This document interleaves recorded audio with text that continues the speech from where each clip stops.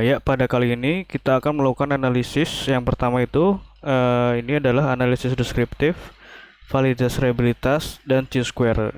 Jadi yang pertama-tama kita lakukan adalah persiapan datanya terlebih dahulu. Nah, ini nanti bisa dibuka data yang ini. Jadi klien 154, data dan hasil. Nah, ini yang formatnya Excel. Nah, setelah dibuka seperti ini, nah kita bisa lihat di sini ada beberapa set data di sini. Jadi yang pertama kita lakukan itu adalah uji deskriptif. Nah, ini adalah hasilnya nanti seperti ini. Nah, untuk uji deskriptif ini kita nanti melihat frekuensi dari masing-masing kuesioner atau masing-masing pertanyaan. Jadi jenis kelamin ini berapa laki-laki, berapa perempuan, usia juga seperti itu, pendidikan dan pekerjaan dan seterusnya sampai ke sini ya. Sampai ke perilaku, pengetahuan dan perilaku. Jadi yang pertama itu kita siapkan dulu datanya seperti ini. Jadi data yang tadinya seperti ini, nama-namanya ini kita rubah yang tadinya horizontal ini menjadi data vertikal seperti ini. Ya, ini sudah saya buatkan, jadi nanti tinggal di copy saja. Oke, seperti itu. Jadi kita copy dari sini. Nah, ini sebenarnya sudah ada yang sudah ada yang saya buat. Seperti nanti sudah dibuat itu hasilnya.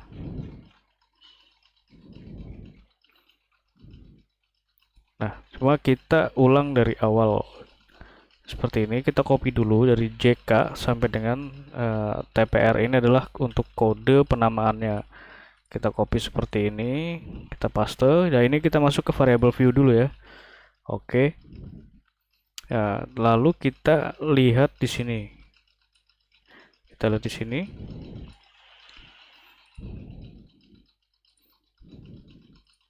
Nah, untuk jenis kelamin ini kan datanya adalah kata ya.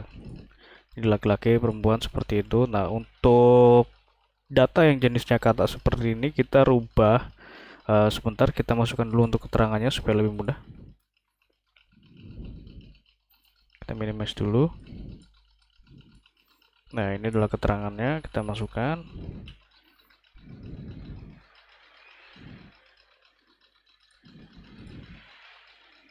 Nah, data yang ini kita masukkan di label seperti ini, lalu paste.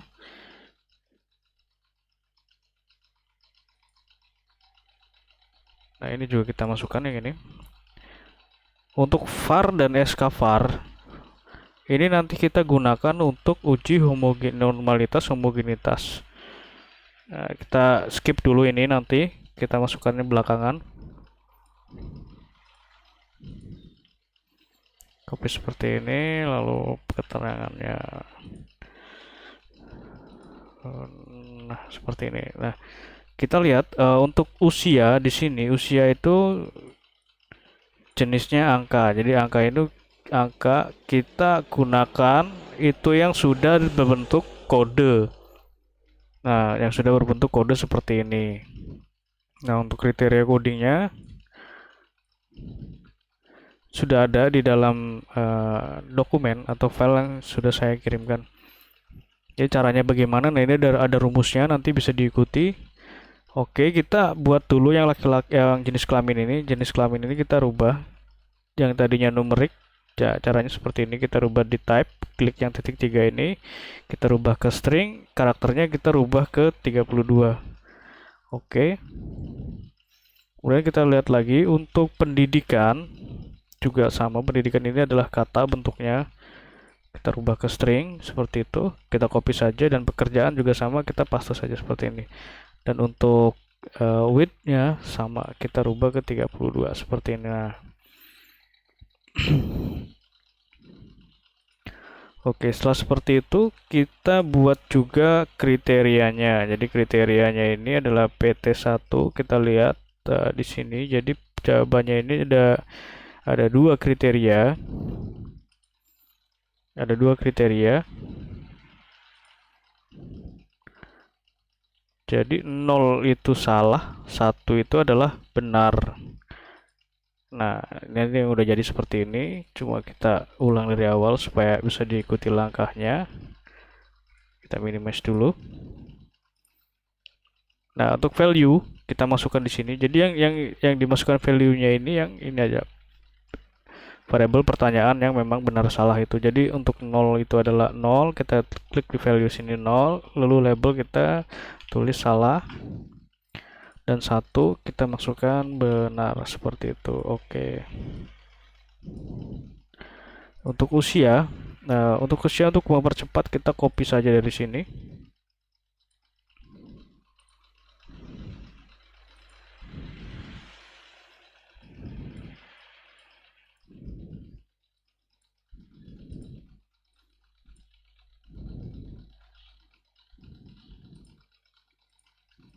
Nah, untuk usia kriterianya seperti ini. Jadi 1 itu 18 sampai 25 dan 5 itu adalah 5 sampai dengan 65. Kita copy saja supaya cepat. Caranya sama dengan yang tadi yang ini, kita masukkan satu-satu. Ini adalah cara cepatnya. Setelah seperti itu kita copy yang ini sampai ke sini. Sampai ke sini. Nah, seperti itu. Ini kita biarkan non.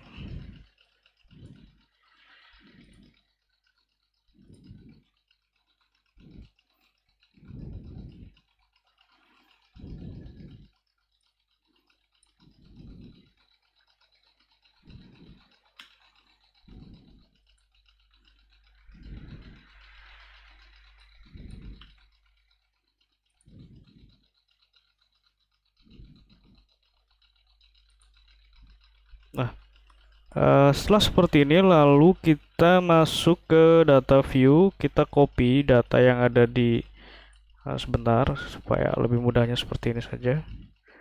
Kita copy data ini, kita masukkan ke dalam SPSS. Jadi kita masukkan dulu yang ini. Untuk jenis kelamin kita copy, kita paste dan kita rubah dari tadinya variabel view kita rubah ke data view seperti ini. JK kita copy seperti ini. Lalu untuk kode usia kita masukkan. Nah, seperti ini. Kita copy, paste. Untuk PD pendidikan dan pekerjaan kita bisa langsung saja sampai dengan ke ini PR9.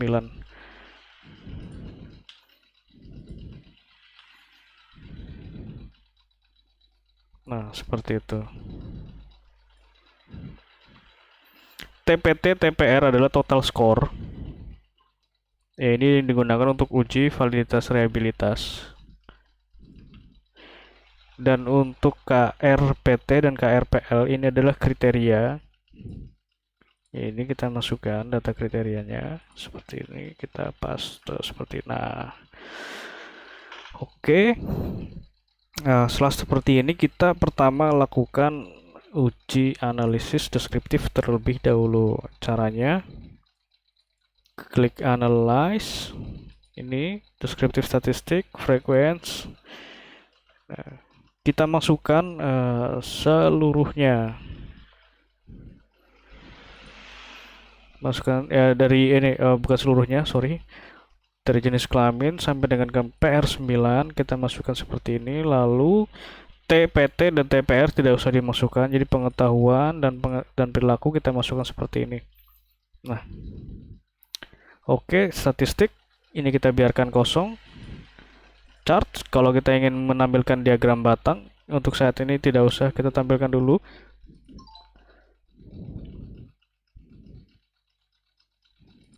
Nah, setelah seperti ini lalu kita oke saja. Kita oke, hasilnya kita tunggu sebentar. Nah, ini adalah hasil dari deskriptif statistik. Ya, seperti ini teman-teman, bisa dilihat. Nah, setelah seperti ini lalu kita copy. Nah, dari ini jenis kelamin sampai dengan ke pengetahuan perilaku kita copy seluruhnya. Nah, seperti ini aja. Kita copy, kita paste ke Microsoft Excel supaya mempermudah dalam interpretasinya. Nah, ini kita contohkan saja di sini yang baru. Kita paste seperti ini. Kita rapikan. Nah, lalu nanti diinterpretasikan seperti ini. Nah, ini yang biasa saya buat. Jadi Ini nanti mungkin berbeda-beda hasilnya atau berbeda-beda bentuknya tergantung dari ya, bagaimana orang itu menginterpretasikan. Nah, ini yang sudah saya buat ini saya kelompokkan karena ini apa? Karena ini dari pertanyaannya sendiri itu tidak urut. Jadi urutannya itu dari 1, 6, 11, 12. Ini sangat menyusahkan sekali untuk tabulasinya. Cuma ini yang sudah saya buat, sudah saya kelompokkan, nanti bisa ikuti saja seperti ini tabulasinya. Untuk caranya sama seperti ini. Ya, interpretasi yang sudah saya buat itu yang sudah rapikan itu seperti ini. Oke. Nah, nanti bisa dilihat di sini yang benar itu berapa, yang salah itu berapa, frekuensi kita buat persen, caranya seperti ini sudah ada. Nanti tinggal diikuti saja. Oke, seperti itu. Lalu analisis yang kedua adalah validitas reliabilitas. Nah, untuk validitas reliabilitas ini caranya kita masuk ke data yang tadi. Caranya itu klik analyze, lalu ya ini kita uji validitas dulu, correlate bivariate. Nah, kita masukkan dari PT1 sampai dengan PT12 seperti ini, lalu klik tanda panah yang ini, lalu kita masukkan TPT ini adalah total dari pertanyaan PT ini, lalu kita oke saja.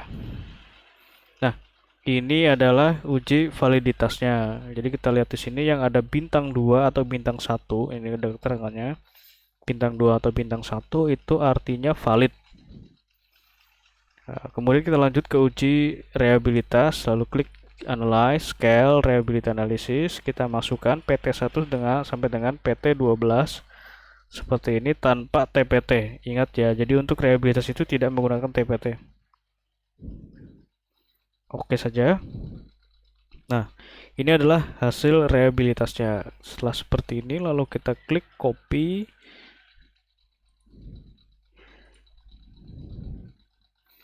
Kita paste ke Microsoft Excel. Seperti ini kita rapikan. Nah, ini adalah hasilnya seperti nanti. Lalu diinterpretasikan. Nah, ini yang sudah saya buat dan ini adalah model interpretasinya. Mungkin setiap orang beda-beda. Cuma ini adalah interpretasi yang saya buat. Jadi ini adalah interpretasi untuk uji validitas dan ini adalah untuk uji reliabilitas. Oke, jadi seperti itu ya, teman-teman. Nanti bisa diikuti. Dan untuk variabel yang kedua, untuk variabel apa tadi? Ini kan ada dua variabel. Nah, untuk variabel perilaku atau perilaku PR itu nanti diikuti saja caranya sama seperti tadi. Nah, setelah uji validitas reliabilitas, kemudian kita ke uji selanjutnya yaitu normalitas dan homogenitas. Oke. Jadi pengujiannya itu kita lakukan adalah uji normalitasnya dulu. Kita balik lagi ke file yang tadi. Caranya untuk uji normalitas itu adalah klik analyze, ke non-parametric, legacy dialog, when sample case. Kita masukkan data ini.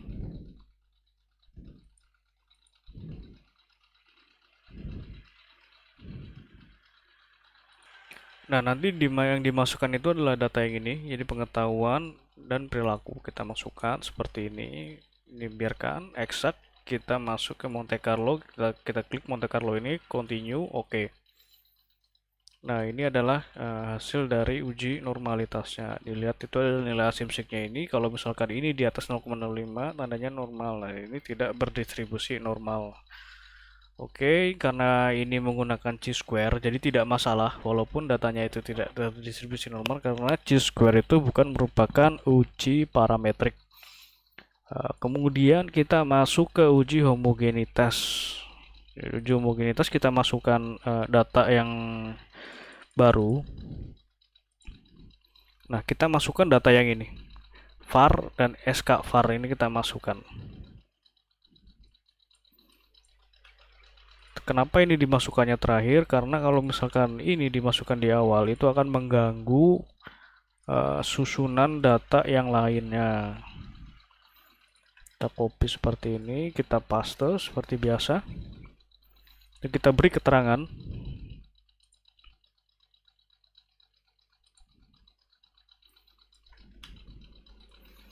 Nah, seperti ini.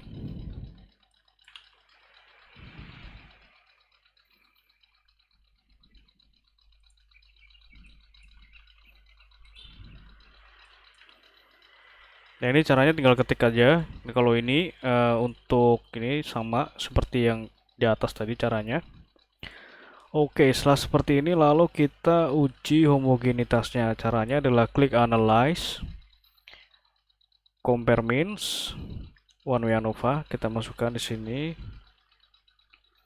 Jadi skor variabel, skornya kita masukkan sini, variabelnya kita masukkan ke faktor ini ya. Terus ke option. Di option ini kita pilih homogeneity test of variance. Continue, oke. Nah, ini adalah hasil tes homogenitasnya. Jadi yang dilihat itu ya ini, jadi yang dilihat itu yang based on mean. Nah, ini dia. Jadi based on mean 0,218. Nah, ini dikatakan homogen jika sig-nya ini di atas 0,05. Kita copy seperti ini, kita masukkan ke dalam Microsoft Excel. Kita paste seperti ini, lalu kita buat interpretasinya. Nah, seperti itu. Nah, ini nanti yang sudah saya buat seperti ini, jadi nanti bisa diikuti untuk ya, bagaimana interpretasinya. Lalu kemudian kita uji chi-square. Nah, chi-square ini nanti mencakup tabulasi silang ya, yang jadi yang kakak tanyakan semalam itu bagaimana cara membuat tabulasi silangnya.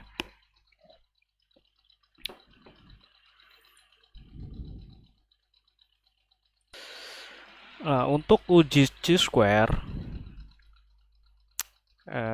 kita masuk ke data yang tadi. Caranya adalah klik analyze, descriptive analyze, descriptive statistic, cross tab. Nah, seperti itu kita masukkan ini pengetahuan ke row, perilaku ke kolom, lalu ke statistik. Kita klik chi-square seperti ini, continue, oke. Nah, ini hasilnya untuk uji square-nya seperti ini.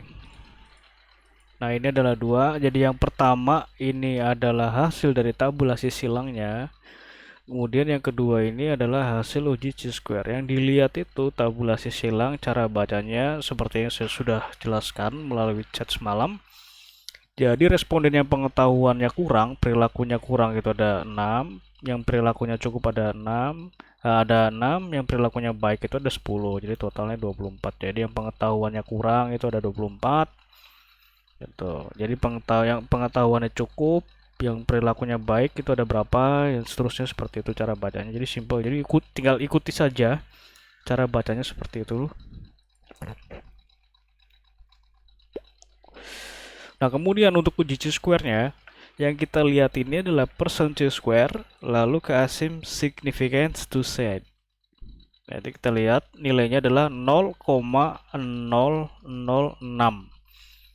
di bawah 0,05. Jadi artinya itu ini signifikan karena di bawah 0,05. Nah, artinya adalah pengetahuan